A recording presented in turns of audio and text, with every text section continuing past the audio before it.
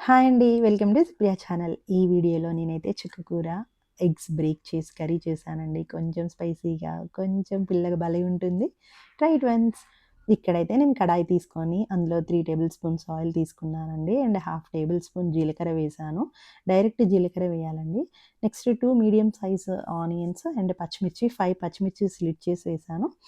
And కొంచెం half teaspoon salt add చేసి fry చేశాననమాట ఒక 5 మినిట్స్. నెక్స్ట్ 4 రెమ్మల కరివేపాకైతే యాడ్ చేశాను.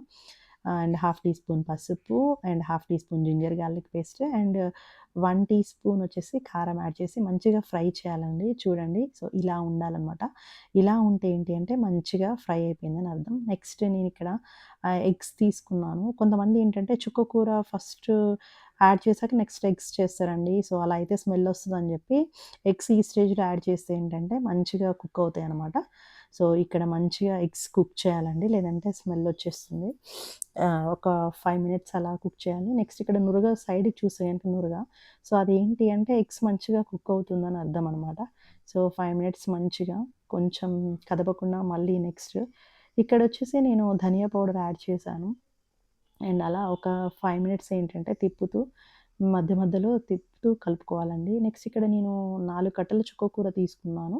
సో, మంచిగా వాష్ చేసి చుక్కకూర అయితే యాడ్ చేశాననమాట. చుక్కకూర యాడ్ చేశాక మీడియం ఫ్లేమ్‌లో పెట్టేసి ఒక 10 మినిట్స్ మధ్య మధ్యలో తిప్పుతూ అలా వదిలేయాలండి. చూసారా ఎలా ఉందో? కొంచెం వాటర్ ఊరుతుంది చుక్కకూర నుంచి. సో, ఆ వాటర్ అంతా ఎవాపరేట్ అయ్యేలా మంచిగా కుక్ చేసుకోవాలి. సో, చూడండి. మీరు చూస్తే మీకు అర్థమవుతుంది. మొత్తం చుక్కకూర కనిపించట్లేదు. సో, ఫైనల్‌గా కొత్తిమీర యాడ్ చేశాను. ఇదండి final recipe. Thank you. Like, share, subscribe. Bye bye.